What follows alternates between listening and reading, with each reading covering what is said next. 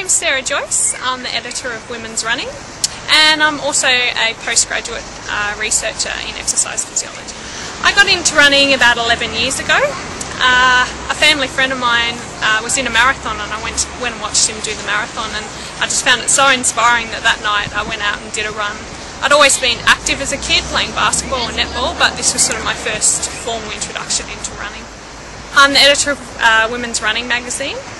We're a newish magazine on the Australian market, and we're a health and fitness magazine with a running focus. Our content's designed specifically to be informative to women.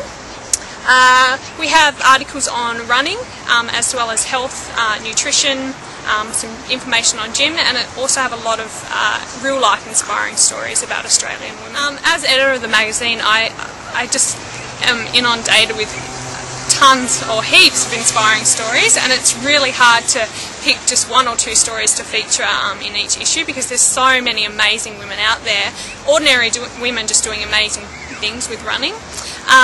But recently I've been really inspired by the amount of older runners that I've come across who, I mean, not even the pace that they're running, but just the amount of running they do and how long they've done it for. And you know, you go to races and there's these ladies who are 30 or 40 years older than me, and I just can't keep up with them. So yeah, I find those ladies really inspiring. The biggest challenge for me as editor of the magazine so far is the fact that I don't have a journalism background, so I have a science background. So I have a background in scientific writing, but the journalistic side and writing articles for the common reader is a bit of a challenge for me. But I must say I thoroughly enjoy it, and yeah. Recently, so I'm based on the Gold Coast, so I've recently started a women's running group just for women, although the men can come if they really want, but the name of our squad is called Run Girls. With a Z. With a Z. We run on Monday nights, starting at the Southport Pool, and this is just a casual training run. And also Thursday mornings we have a speed and drill session run at Griffith University Athletics Track. So in the future for me as a runner, coming up in 6 weeks I'm doing Melbourne Half Marathon, and I guess like most people doing an event I'd really love to run a PB. Which is? For Melbourne Marathon I'd like to run under an hour 29, so we'll see how we go with that.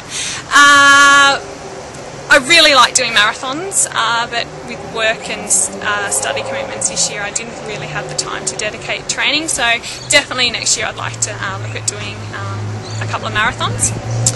In future for me as the editor of the magazine, I just want to keep getting the magazine out there and inspiring women to be active and keep sharing stories and giving women information about how to be healthy and active. This is issue 3 of Women's Running.